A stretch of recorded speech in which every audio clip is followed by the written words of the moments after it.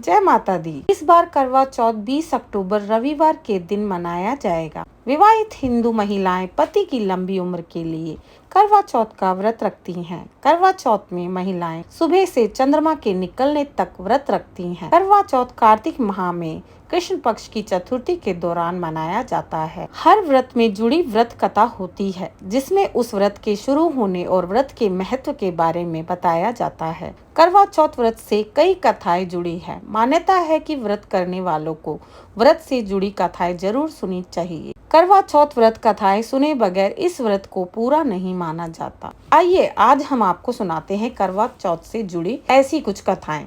करवा चौथ से जुड़ी कुछ प्रमाणिक और पौराणिक कथा के अनुसार बहुत समय पहले की बात है।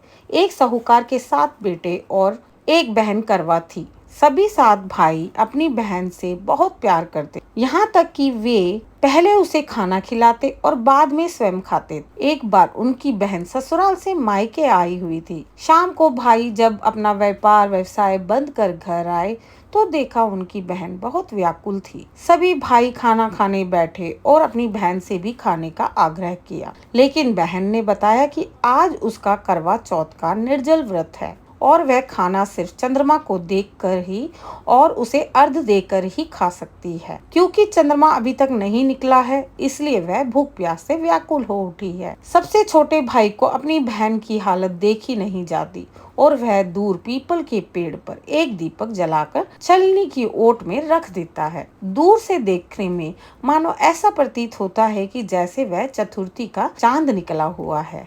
इसके बाद भाई अपनी बहन को बताता है कि चांद निकल आया है, तुम उसे अर्घ देने के बाद भोजन कर सकती हो। बहन खुशी के मारे सीढ़ियों पर चढ़कर चांद को देखती है और उसे अर्घ देकर खाना खाने बैठ जाती है। वह पहला टुकड़ा मुंह में जैसे ही डालती है तो उसे छींक आ जाती है। जैसे ही दूसरा टुकड़ा डालती है तो उसमें बाल निकल आता है और जैसे ही तीसरा टुकड़ा मुंह में डालती हैं तो उनके पति की मृत्यु का समाचार उन्हें मिलता है। अपने पति की मृत्यु का समाचार सुनकर वे बौखला जाती हैं। उसकी भाभी उनको उनकी सच्चाई से अवगत कराती हैं कि ऐसा क्यों हुआ।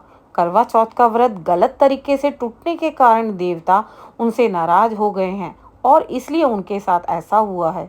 सच्चाई जानने के बाद करवा एक निश्चय लेती हैं कि वे अपने पति का अंतिम संस्कार नहीं करेंगी और अपने सतीत्व से उन्हें पुनर्जीवन दिलाकर रहेंगी।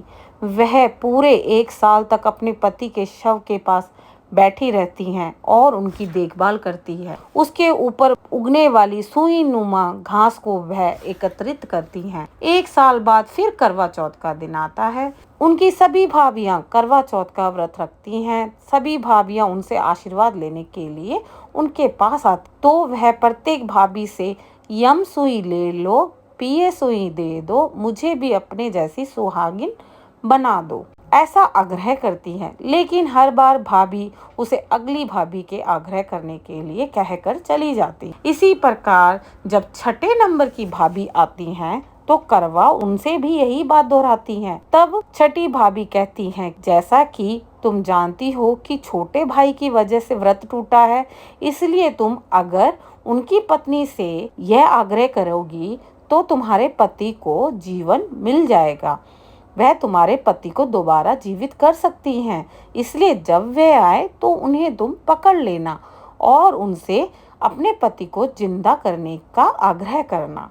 ऐसा कहकर वह चली जाती। सबसे अंत में छोटी भाभी आती हैं। करवा उनसे वही बात दोहराती हैं और सुहागिन बनने का आग्रह करती, लेकिन वह टाल मटोल करने लगती हैं। इसे देखकर उन्हें करवा जोर से पकड़ लेती है और अपने सुहाग को जिंदा करने के लिए कहती हैं। भाभी उनसे छुड़ाने के लिए बहुत कोशिश करती हैं, लेकिन करवा नहीं छोड़ती। अंत में उनकी तपस्या को देखकर भाभी का दिल पसीज जाता है और अपनी छोटी उंगली को चीरकर उसमें से अमृत उसके पति के मुंह में डाल देती हैं। करवा का पति तुरंत श्री गणेश कहता हुआ उठ बैठता है। इस प्रकार प्रभु कृपा से उसकी छोटी भाभी के माध्यम से करवा को अपना सुहाग वापस मिल जाता है। हे श्री गणेश, माँ गौरी, जिस प्रकार करवा को चिर सुहागन का वरदान मिला है, वैसे ही हम सब सुहागिनों को मिले। जय करवा माता। आइए सुनते हैं एक और पौराणिक कथा, पतिव्रता धोबिन की कथा। पुराणों के वर्णन के अनुसार बहुत पहले तुंगभद्रा नदी के किनारे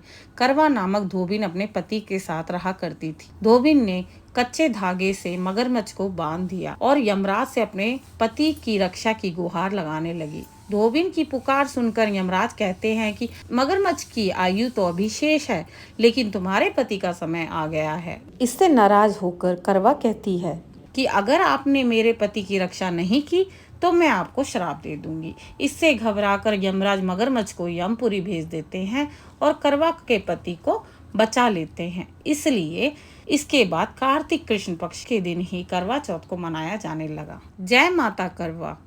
ऐसी और भी पौराणिक कथा और कहानियां सुनने के लिए मेरे चैनल को लाइक और सब्सक्राइब करें। धन्यवाद।